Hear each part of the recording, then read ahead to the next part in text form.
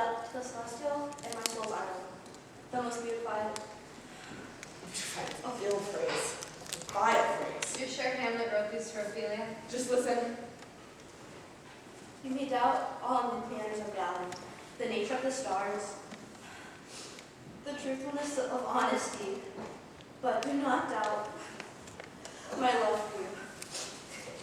Oh, Ophelia. You may doubt all manners of stars, but never doubt my love. Hamlet, How has she been receiving this? what do you think of me? The man of faith and nobility. I'll have you know that my dog told me everything that happened. Not that I didn't notice before. I actually knew the whole time, was just waiting for you to tell me. And I could have ignored it too, played dumb and walked away. Then what would it be? A bit more at ease, that much is certain. Well, in short, I told you to avoid him, and she did. Thus, fell into his deep despair, and has evolved into the madness where he now is. What do you think? Possible. Hamlet's coming. We better be off. Let's go.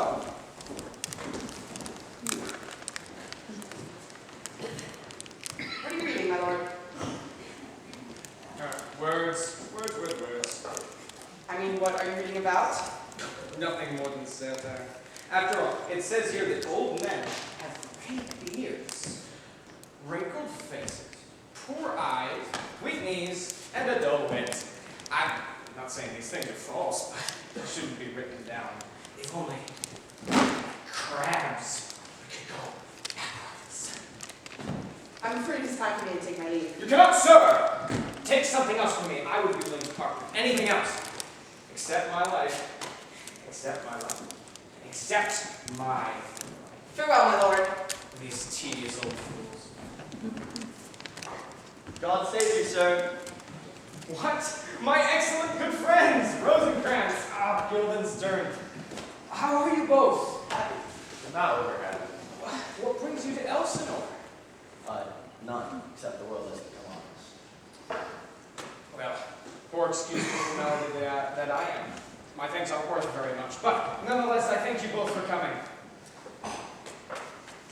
Were you sent for? Is it a free visitation? Is it your own inclining? Come, be honest, speak. What should we say, my lord? The truth, of course.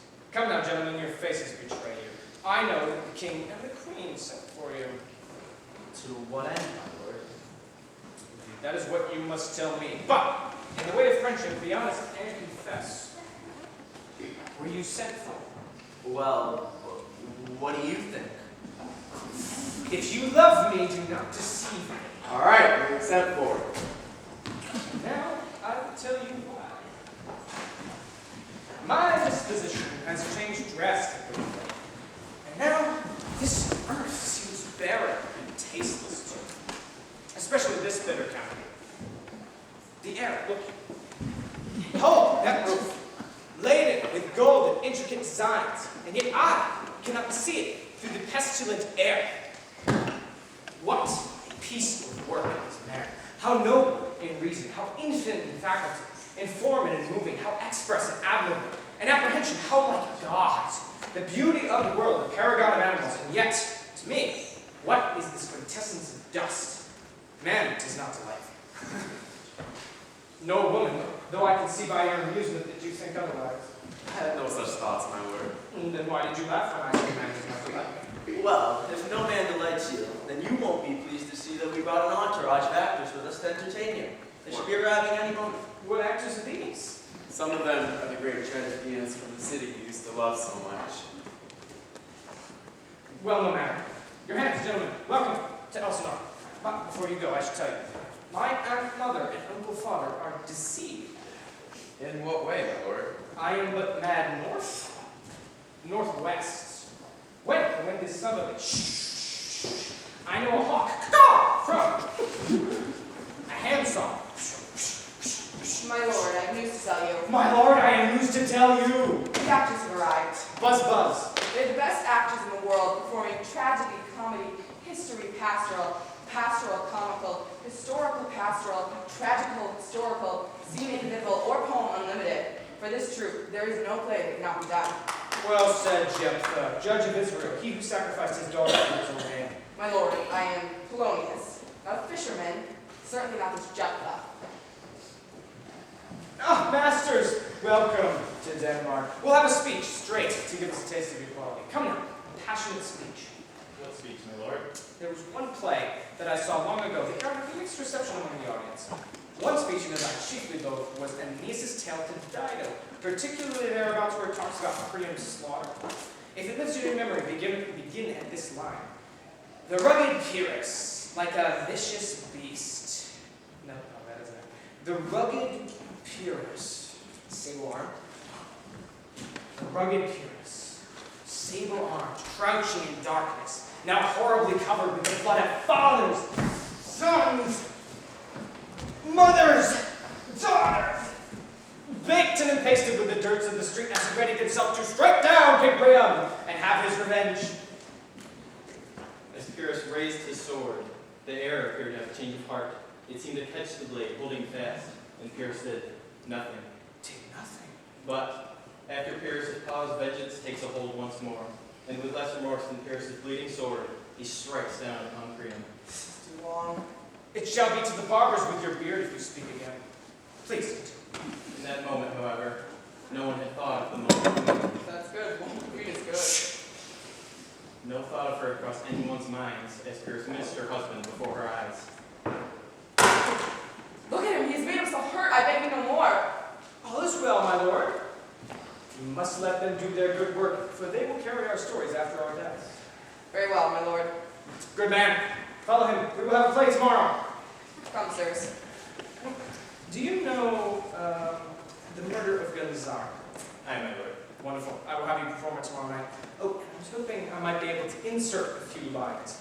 Would you be willing to humor me in this endeavor? Aye, my lord. Excellent. Follow Polonius and try not to mock him. Sirs, welcome. Welcome. Have a good night. Farewell. Farewell, my lord. And now, I am alone. Oh, how pathetic I am.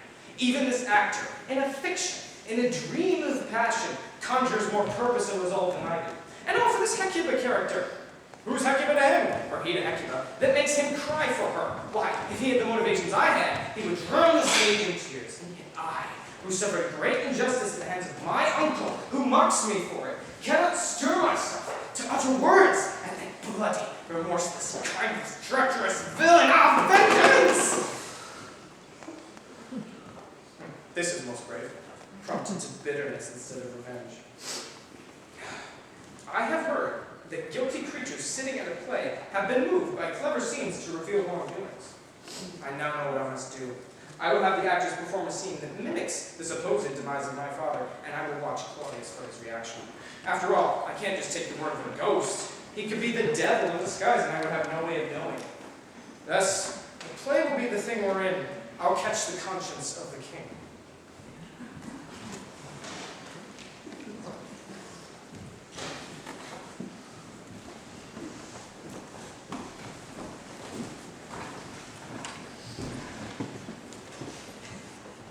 So you haven't been able to discern whatsoever any cause behind his grief? He's only told us he's distracted, but he won't give us anything like the cause. Indeed, he uses his madness and his cleverly to give us the dark. Did he receive you well? Like a gentleman. Yeah, much of his hospitality seemed forced. He didn't ask much, but he was more than willing to answer any questions. Find you were able to get engaged in any sort of pastime? Well, he did seem pleased to see that we brought some actors to present the song. Tis true. He even beseeched me to call upon your majesty to attend the show. Well, it warms my heart to hear this improvement. Well done, gentlemen. And try to keep his mind at ease as he'll hopefully stay his madness. Now, my sweet Gertrude, I'm afraid I must ask you to leave as well. We have just sent for Hamlet. Polonius and I hope to observe his reaction to Ophelia, revealing that if she is what drove him to madness. As you wish. And for your part, I hope it is you that caused Hamlet's lunacy, because that being the case, you can surely use his mind. As for your majesty. Here, Ophelia, tend to read this as he arrives. Will better demonstrate your loneliness, and thus conjure a response from the Lord Hamlet. His letter should be there as I hear him. Let's withdraw, my lord.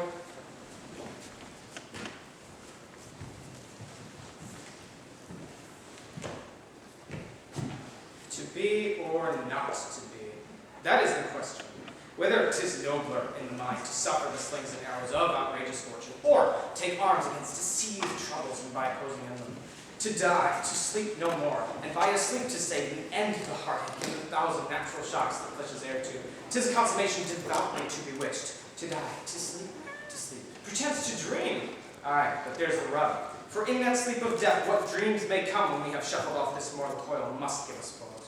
There's the respect that makes calamity of so long life. For who would bear the whips and scorns of time, the oppressor's wrong, the proud man's contumely, the pangs of despised love, the law's delay, the insolence of office, and the spurns that patient merit of the unworthy takes when he himself is quietus make with a bare body? Who would farbles to bear to grunt and sweat under a weary life for fear of something after death? The undiscovered country from whose bourne no traveler returns puzzles the will and makes us rather bear those ills we have than fly on to others we know not of. Thus conscience doth make cowards us all, and thus the native view of resolution score with a pow-casting thought, and enterprises of great pith with this regard their currents turn awry and lose the name of action. Ophelia? My lord, how are you? Well. I've been meaning to return to you for some time now. I hope now that you can receive them. Not I. I never gave those. My lord, I know you did.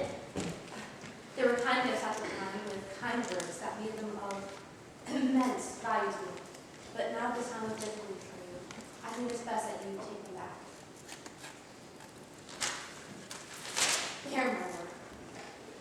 Are you honest? I beg your pardon? Are you beautiful? What do you mean, my lord? That you cannot be both. That your honesty is corrupted by your beauty, but they do not accompany one another. Could honesty have any better company than beauty? Oh, yes it can. Honesty cannot transform beauty into its likeness, but beauty can effortlessly make honesty into pretense and deception. I did love you. If you believe me, then why did you abandon me? The man who wrote you these letters is dead because of you. Because you left him to die.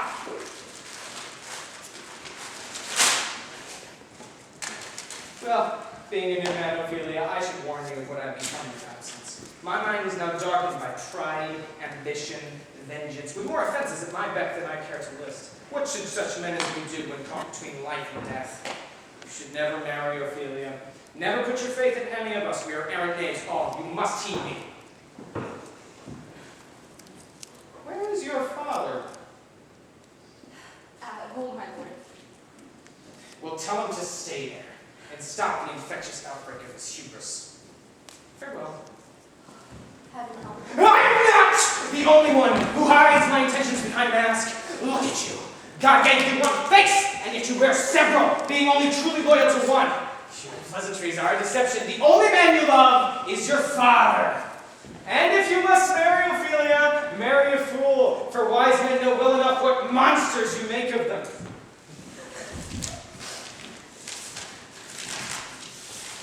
You didn't say anything, Ophelia. We heard it all.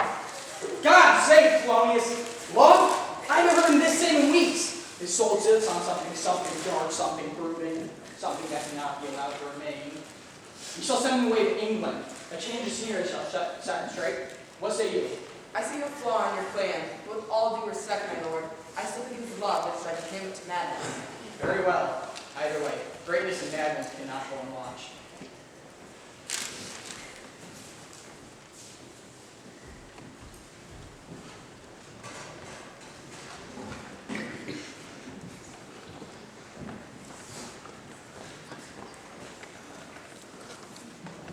Have you been able to adapt my additions? Yeah, we should be able to perform well. Excellent.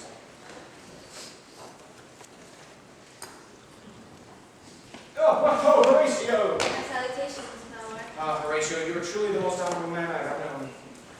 I accept your compliments, And but I do not think I'm exaggerating. You are the only person I trust now, my soul confidant. That is why I must tell you about the play tonight. play. I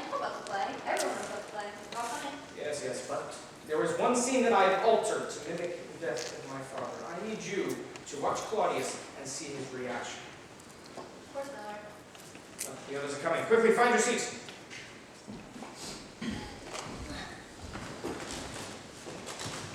How fares our dear Hamlet? Well, although all I've had to eat lately is the air. 'Tis as meaningless as the promises that fill it. You mustn't feed such things to chickens you plan to slaughter. I have no idea what you're talking about, but I shan't have any part in it. And now I have no problem. You once acted for university, my lord, correct? That I did. I was rather good too. What did you play? I played Julius Caesar.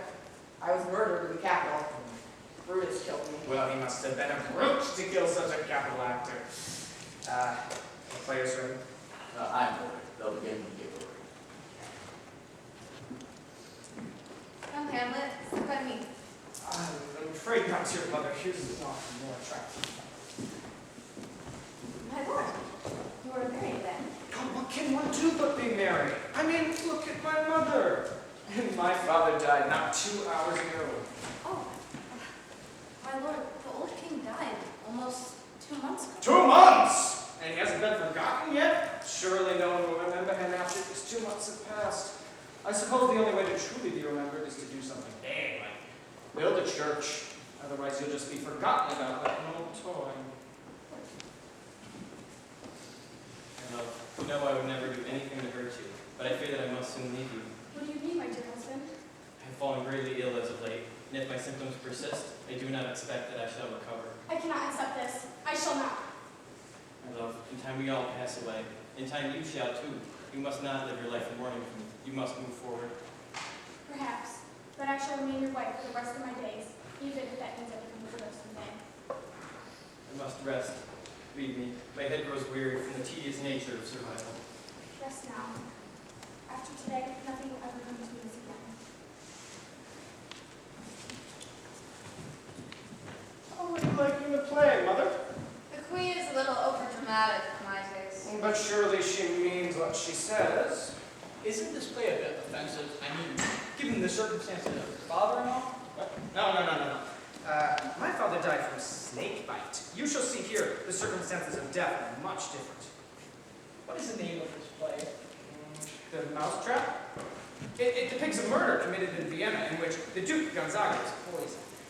It's a tricky little play, but it has no effect on us innocent people. For the guilty, though, it is known to evoke a strong reaction.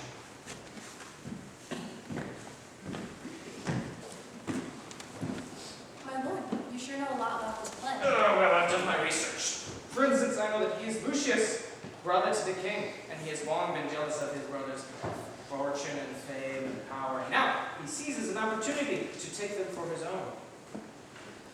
I've been poisoning my brother secretly for a long time.